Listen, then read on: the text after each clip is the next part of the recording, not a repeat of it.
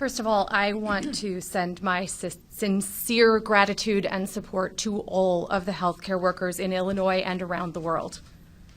Despite doing our best to prepare for a respiratory virus pandemic, we now find ourselves facing a brand new virus with too little information, not enough personal protective equipment, changing protocols every single day, and no second chances. The University of Chicago Medicine and every other hospital in the state has been and is working very closely with our public health departments. Without these partnerships with each other and with public health and the CDC, we could not have made it this far, and we will not get much further. And so I also express my gratitude to everyone working in public health. All of us in the field of infectious diseases and the public health community are united in our efforts and agree with this course of action. I've spoken with many of my colleagues across the city and the state, and we all acknowledge that this is the only way forward. This virus is unforgiving. It spreads before you even know you've caught it, and it tricks you into believing that it's nothing more than a little influenza.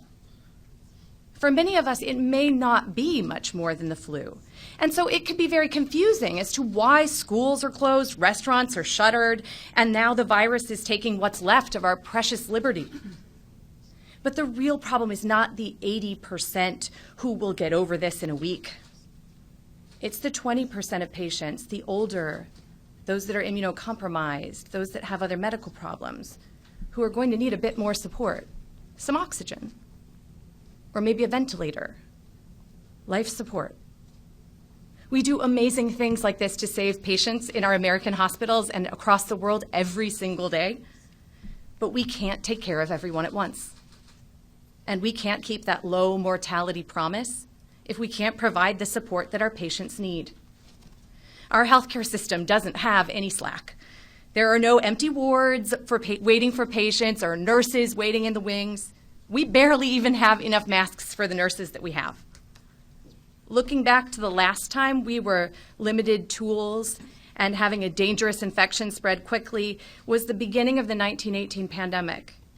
2 cities in America made different choices about how to proceed, and when only a few patients were affected. St. Louis shut itself down and sheltered in place. But Philadelphia went ahead with a huge parade to celebrate those going off to war.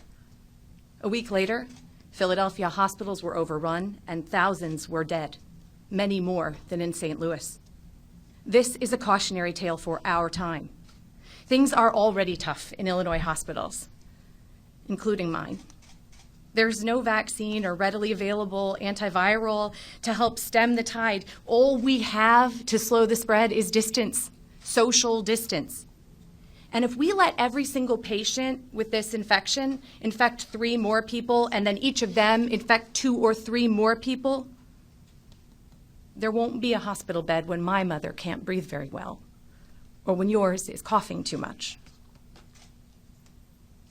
So in my house, we've made a lot of sacrifices. We don't go out anymore.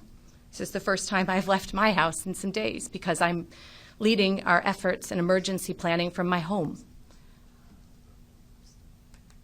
My son has traded in sports, a science conference, and the 5th grade bake sale for puzzles, e-learning, and some video chats. This isn't the life any of us expected, and certainly there are others who will make much greater sacrifices. And there are many more disappointments to come. But this isn't going to be forever, like the governor said. It will last longer than any of us want it to. But in the end, we will look back and see it as just a piece of what happened in our whole lives. And we have to remember that. How can soccer or book club be so dangerous? Why ask so much of people for just a few hundred cases? Because it's the only way to save those lives. And now is the time. Because the numbers you see today in the news are the people that got sick a week ago. And there are still people today who got sick today who haven't even noticed that they've been sick yet. They picked up the virus, and it will take a week to see that show in our numbers. Waiting for hospitals to be overwhelmed will leave the following week's patients with nowhere to go. In short, without taking drastic measures, the healthy and optimistic among us will doom the vulnerable. We have to fight this fire before it grows too high. These extreme restrictions may seem, in the end, a little anticlimactic, because it's really hard to feel like you're saving the world when you're watching Netflix from your couch. But if we do this right, nothing happens. Yeah. A successful shelter in place means that you're going to feel like it was all for nothing. And you'd be right.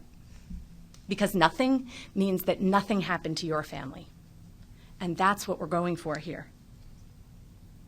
Even starting now, we can't stop the cases from coming fast and furious, at least for the next couple of weeks and in the short term. But with a real commitment to sheltering in place and a whole lot of patience, we can help protect our critical workers who need to use public transportation in order to safely get from where they need to go.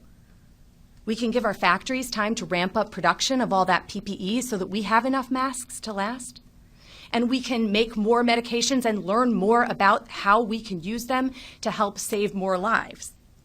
Even a little time makes a huge difference. It will take more than a week to start seeing the rate of increase slow down, and that's a complicated thing to say. It'll take even longer to see the rate come down and see it slowing and infections going down. So please don't give up. I've lived in Illinois my entire life. And I know we'll get through this together and find a way back to the life that we used to live. Public health and hospitals have been working hard for a long time, and now it's your turn to do your part. A huge sacrifice to make, but a sacrifice that can make thousands of differences, maybe even a difference in your family too.